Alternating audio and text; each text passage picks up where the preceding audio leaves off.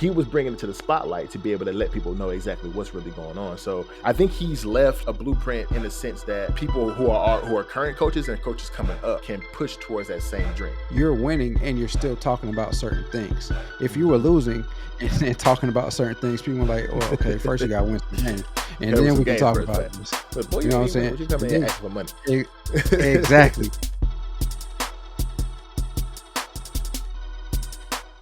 All right, so we know that Dion demanded more of those associated with Jackson State and the football program, as well as HBCUs in general.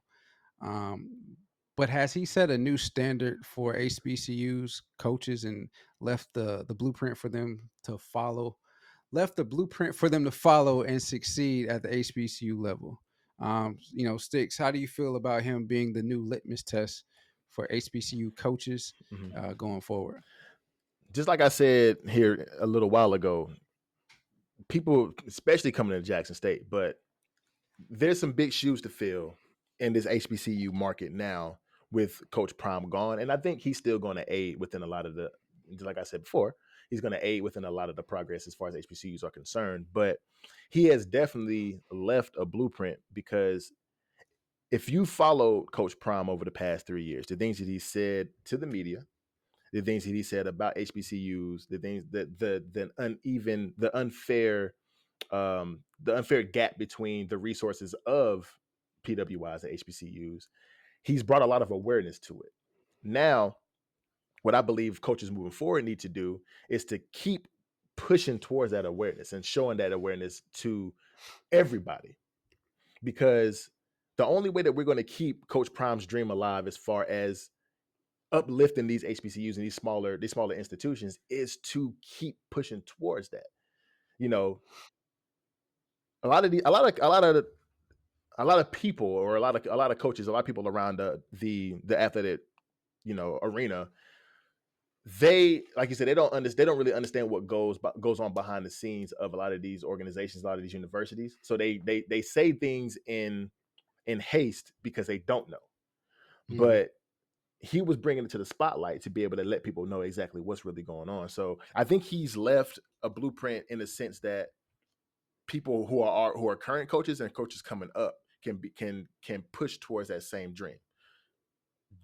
But my question to you is, do you think that this dream is something that this blueprint that he left is something that these new black coaches or current black coaches that are coming into HBCUs can keep going? Absolutely. I think they can continue to do it. It's just going to take the right person to Hmm. obtain that dream and to keep the dream going. But I mean, okay, yeah, we're talking about Deion Sanders, arguably one of the best cornerbacks to play in the NFL, to play Hmm. football in general. We're talking about, as we've been saying this whole podcast, a big personality. But there are multiple other big personalities out there. There are multiple other Hall of Fame football players that have a big following that could be a coach in the HBCU Hmm. to bring the same awareness to HBCUs. Yes, that was a part of his blueprint Hmm. um, to to have success in the HBCU, but just as with a blueprint for building up a house, you can make alterations and still get the same type of results, right? So Hmm. you don't have to be a big personality to have the type of success that he had at Jackson State, because we all know that the reason he had the type of success that he had at Jackson State is because, one, he is the big personality, and because of that personality, he was able to attract high caliber players to Jackson Hmm. State. And moving forward, that's how he's going to get high caliber players at Colorado. Hmm. But you don't have to have a big personality to attract or to build a relationship with a kid to have him to come to your school. Hmm. It's just about presenting the right element and presenting the right elements of the school and the right things that he wants to get out of his experience at college, and presenting yourself in the right manner that he can connect with, and he's going to come. Hmm. As far as everything else in the HBCUs, winning solves a lot. Winning And solves a if you're whole lot. winning, You know what I'm saying? If you're winning, and then if you're asking for certain things while you're winning, if you're bringing attention to certain things while you're winning, most times than not, people might not like what you're saying, but they're going to pay attention to it because you bring validity in the fact that you're winning and you're still talking about certain things. If you were Mm-hmm. losing and then talking about certain things, people are like, well, okay, first you got to win some games, and Gotta win then some we can games talk first, about fact. this. But boy, You you know ain't what I'm even winning. saying? What you coming And in here then asking for money? e- exactly. And Right. then we can talk about it. And so the reason that Coach Prime was able to do the things that he was able to do is one, he played at he played at Florida State University, Mm-hmm. which before they had a little downfall not downfall, but before they had a little lull in winning, was one of the top programs in America. He played in the NFL, so he knows how things should be ran. And Mm-hmm. for some time, it seems like black colleges, in the sports aspect, were not run in the way that they should be run. And 100%. so him coming into it saying, okay, yeah, we don't have the resources. That's fine. Let me use my connections to get these resources, to get the things that we can put ourselves close to the same par as these PWI schools, and then Mm-hmm. attract these kids. Long story short, yes, another person can come in to do the things that Deion Sanders has done, um, at the Jackson State and at the HBCU level, and they don't necessarily have to be the same person or be in the same mold as a Deion Sanders. They can be themselves, follow the blueprint outside of being Deion, and still Mm-hmm. be successful not only at the college that they represent, but also the HBCU level as a whole. Right, right, right. And I mean, sports at these. I mean, if you know anything about as far as the history of historical black colleges in general, these schools were integrated because, of course, black people weren't allowed to go to these other institutions, and because of the Right. segregation and stuff like that. So a lot of these schools were created in the early 1900s, like late 1800s, early 1900s, right? But Hmm. sports wasn't even introduced to HBCUs until like the early, very, very early, maybe late 1890s, but early 1900s, a lot of these universities. So, and Hmm. they were still segregated, you know what I'm saying? And it was a lot. And even still, this is 1,000 years. So, what, yeah, this is 1,000 years. So, even with that being the case, you got to understand that, like, it's been a problem with these universities kind of trying to compete with these PWIs for a long time. Long Right. time. I said 1,000 years is actually like 100 years, but but uh, but it didn't start like the integration as far as like these schools being able to, like, white kids being able to go to HBCUs and black kids going to be able to go to PWIs wasn't until like the late 1960s. The So integration, yeah. yeah, so it's one of those things where that was the golden age of HBCUs between that time up until the 1960s. And we Mm, what prime, huh? What? you said that was a golden age of HBCU As far sports? as athletics, yes. Uh, I don't know about that. What you think? I would What I you would think? I would tend to agree. I would say like the 60s, 70s, and 80s Yeah, was because yeah, yeah, yeah. That's you what I'm gotta saying. think of. Oh, well, you said the before the 60s. Well, that's whenever it integrated was in the 60s, but the golden years were around like the 60s, 70s, 80s. I agree with you. I agree with you. Oh, okay. Well, okay. The way Yeah, I alright, guess the let way me I move said on. it be, yeah, I agree Yeah, with the you. way you worded it made it seem like it was Hmm. prior to integration was the golden years of HBCUs. Right, and a lot of these HBCUs, they were a lot more. Of course, it was a lot more athletes at these HBCUs, but now a lot of these these students and these athletes were able to now, since the integration, start to go to PWIs. And Mhm. these HBCUs didn't, since they were losing their athletes, and now they don't have the funding. Now that causes for a lull in that in these HBCUs to kind of get left behind, because now we already didn't have the funding. Now you're taking our athletes now too.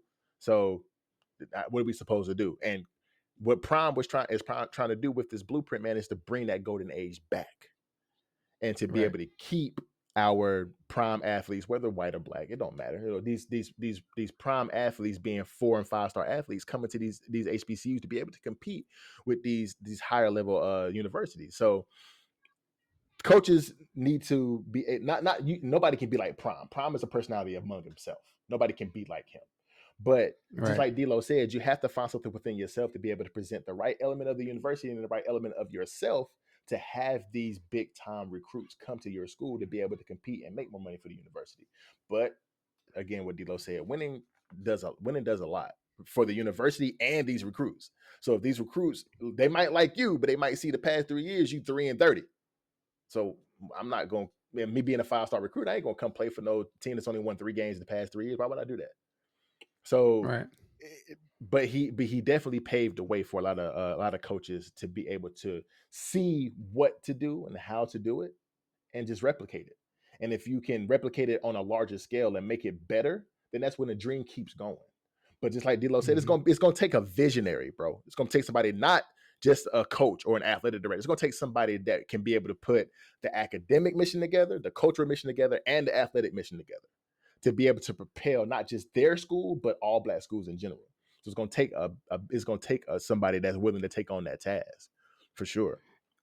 Well, I mean, I don't even think it really will require a visionary. Mm-hmm. I think it just needs to be somebody.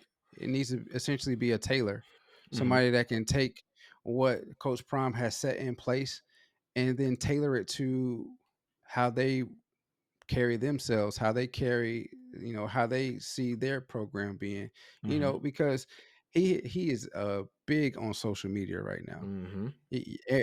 Almost anywhere you can go, YouTube, Instagram, TikTok, you can find a Coach Prime video.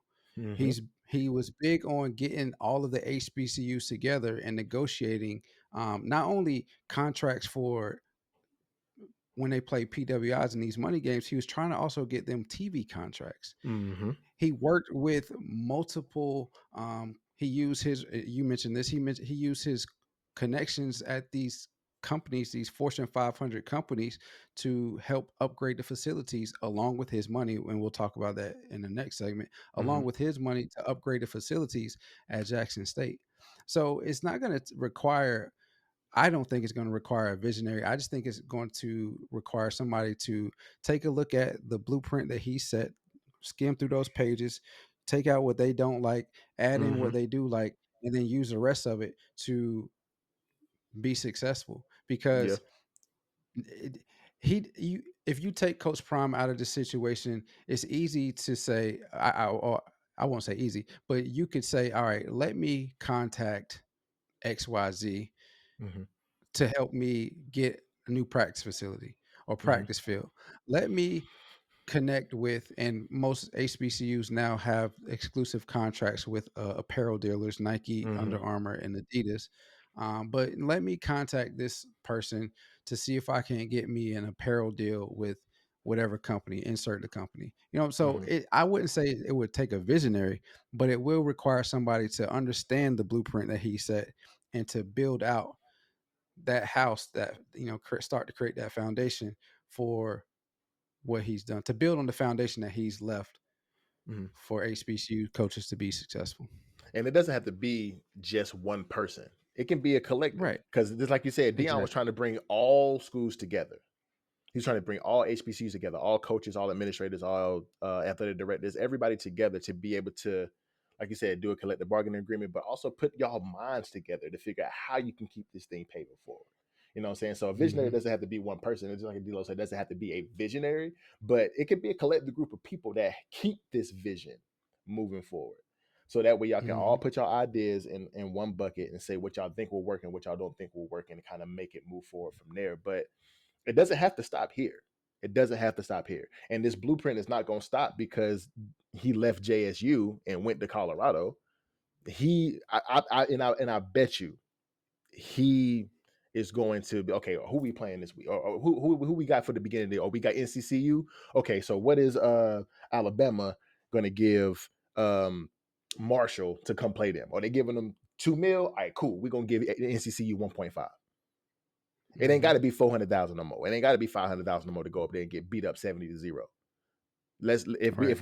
if Colorado gonna play NCCU, I bet you he gonna be one of the first ones to be like, okay, we're gonna give him more money than what they give him. That's what I Hmm. think, and we can talk about that later. But it doesn't have to stop just because he left Colorado. That's what I believe. And for the people who think it's going to stop, y'all just people who are followers and y'all not leaders. You're not leaders in a situation where you don't believe that you can take those footsteps and take that guideline that he created and follow it and go and make it better or keep it going. Y'all was just waiting for Coach Prime to do everything for you. And now that he's gone, it's like, oh, well, shit, what we gonna do now? But y'all ain't got that Yeah. leadership mindset to say, okay, cool, he gone. We ain't got to stop. We can keep rolling. Exactly. You know what I'm So saying? the thing that okay, I know that Coach Prime, and we've said it throughout this whole podcast so far.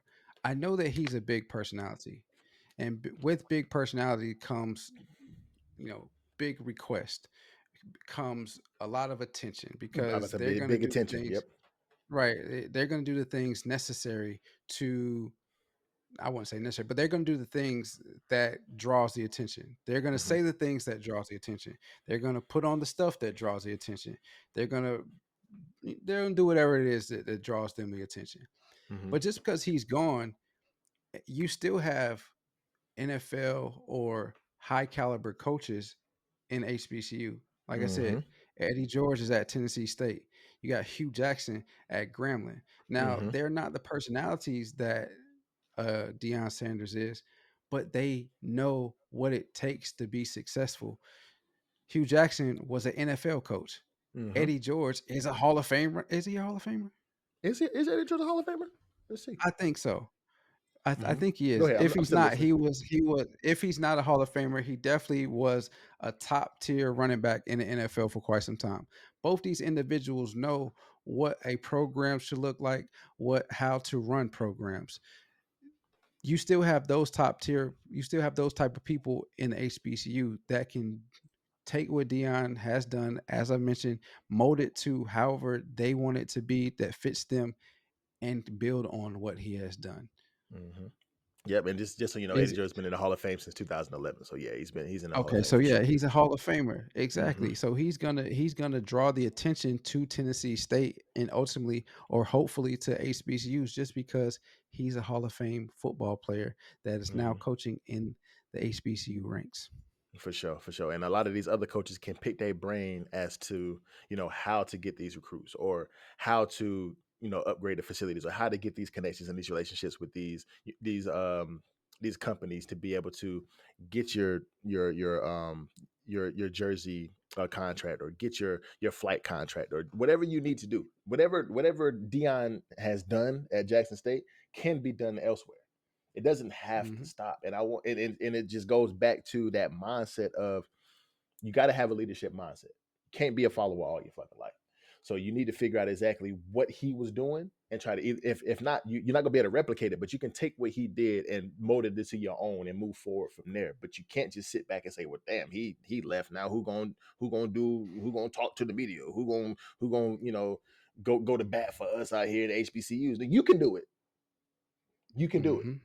You just got to have that mentality and that mindset to say, okay, shit, I'm gonna just walk in his footsteps and make sure that I try to make sure that I put the right image out there for me and HBCUs alike, so that way we can keep this dream moving forward. That's what we need to do. Yeah. Yeah. And so my final thoughts on it is that, it's not going to stop at Coach Prime. At While all. he is the blueprint, or he has set the blueprint, and he has shown how coaches can be successful in the HBCU ranks. It's not going to stop with just Coach Prime. It's going to, somebody will come along and pick up the ranks and restore the pageantry and the pride that HBCU schools have had for Mm-hmm. the last 3 years, being that Coach Prime was a part of the ranks. So I don't think we should feel any type of remorse or feel any type of neglect or any type of anger towards Coach Prime for Mm-hmm. leaving, because he did set the blueprint to let HBCU coaches and fans know that it can be done and it will be done again. For sure, for sure. And my final wisdom on it would be, now that we have the blueprint, we don't need people, like I said before, sitting back and, oh, woe is me because we don't have our voice no more. No, you be the voice. You take the Mhm. blueprint and you be the voice for the HBCUs, and you take it and you keep this thing driving forward and moving forward, because we can't stop here. We still have Coach Prime. Coach Prime is still going to advocate for HBCUs and smaller universities. But since if you are one of these people who are still in this community, take that blueprint and you be the leader for the, not, you can be you and a group of people, but stop crying about Coach Prime leaving and take that blueprint and move forward with it. So that way everybody can move forward and progress the same way and be happy. So that's my final wisdom on it. But before we move into the next topic, make sure you stop what you're doing, like the video, subscribe to the channel, hit the notification bell so we can keep bringing you content like this all the time. 100%.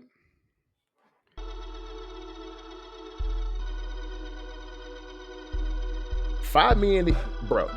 Bro. If any job is, if I'm going from $300,000 a year to $5 million a year, I don't think there's too many people who would sit here and say, nah, I'm gonna stay here because of my roots and bro.